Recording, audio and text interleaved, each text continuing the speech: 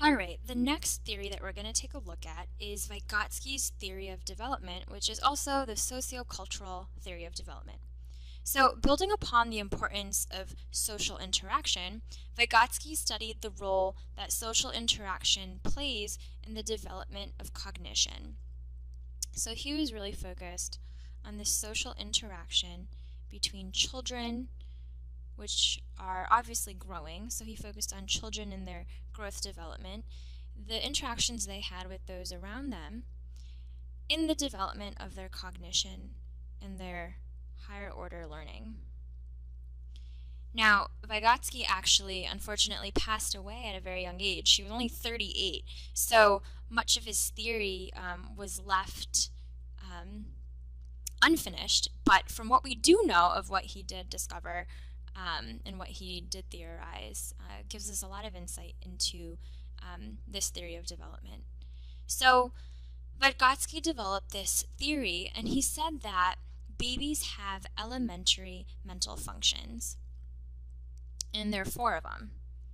So these elementary mental functions, I'm going to just write shorthand, MF for mental functions. So he said there are 4 of them.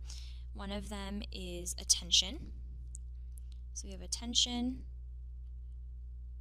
we have sensation, as babies, remember. We have perception, and we also have memory. So these are the 4 elementary mental functions that babies have. Now, eventually, through interaction with their environment, the sociocultural environment, these elementary mental functions are developed into more sophisticated and effective mental processes or strategies. And this is what we call our higher mental functions. So much of our important learning that a child goes through occurs through the social interaction with a skillful tutor. So whether it's their teacher, their parents, just someone older. So this tutor acts as a model, and they model their behaviors, or they provide verbal instruction for the child. So the child often tries to understand the actions or instructions provided by the tutor, often the parent or the teacher, and then they internalize it, and they use that to actually guide and regulate their own performance.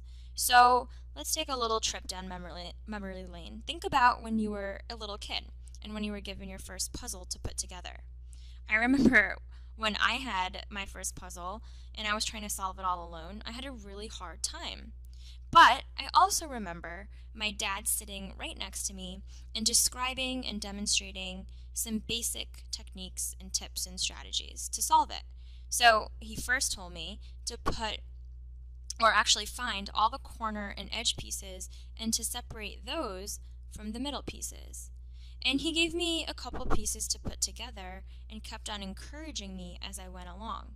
So eventually I became more competent, and my father didn't have to sit next to me, and he was just able to watch me solve the puzzle. I was able to learn, I was actually able to work more independently. So higher mental functions are characterized more by independent learning and thinking, but that can only be cultivated by the elementary mental functions, which involve a tutor or someone older who acts as a guide through which we model our behavior. So according to Vygotsky, this type of social interaction involves cooperative and collaborative dialogue, and that's what promotes this cognitive ability or development. So in this example I was telling you about, my dad was an MKO, which is a more knowledgeable other. So this is the first key term that I want you to know. MKO stands for more knowledgeable other. So this is one term that Vygotsky defined.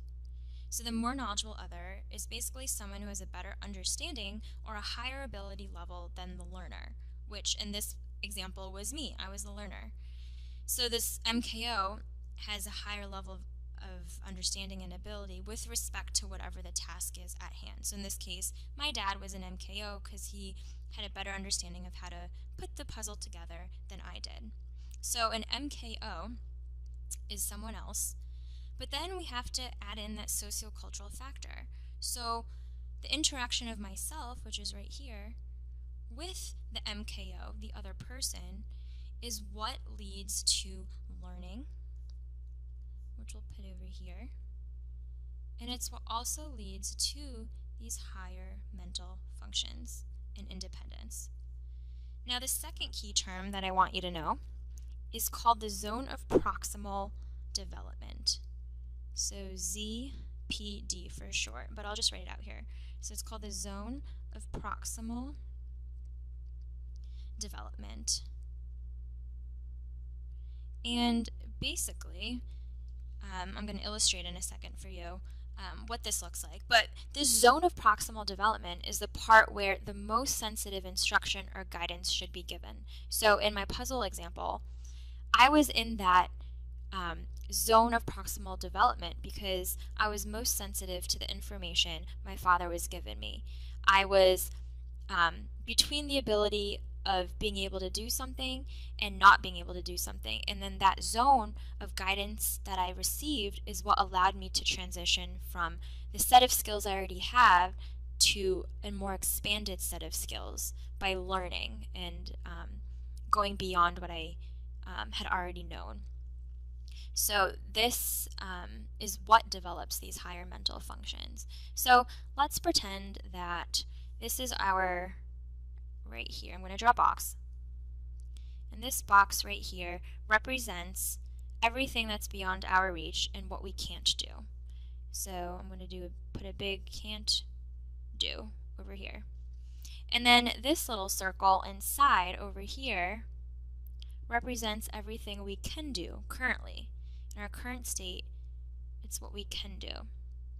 And according to Vygotsky, this zone of proximal development is the link between the two. Right in here, your ZPD. And that is the zone or the area that's most sensitive to instruction or guidance that allows the learner or child to develop the skills they already have and to use it on their own and go beyond into the areas they can't do to expand that learning. So for example, I couldn't solve the jigsaw puzzle by myself when I was little. It would have taken me such a long time to do, or at all.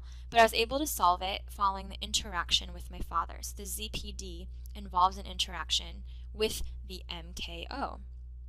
And eventually I developed that competence of that skill that I can also use in the future. So this arrow right here, I'm just going to show you, is what represents all of our learning and our development. Now, another important part of Vygotsky's theory was the importance of language. So I'll put that right over here. Number 3 is language. So according to Vygotsky, he said that language is the main means by which adults transmit info to children, and it's also a very powerful tool of intellectual adaptation. So he looked at private speech. Now, private speech is also called internal speech. It's when people talk out loud to themselves, which happens most likely with what type of population? Do adults speak out loud to themselves a lot, or do children? Well, it's actually children. Most children engage in private speech. And Vygotsky, sees this as a way for children to plan activities and strategies, and this aids in their development, this act of speaking to themselves, talking out loud. So he said that language is therefore an accelerator to thinking and understanding. So children who engage in large amounts of private speech are actually much more socially competent than children who do not use it that much. So he believed that language develops from social interactions for communication purposes.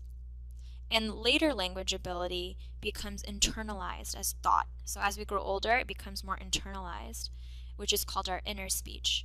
So basically, thought is a result of language.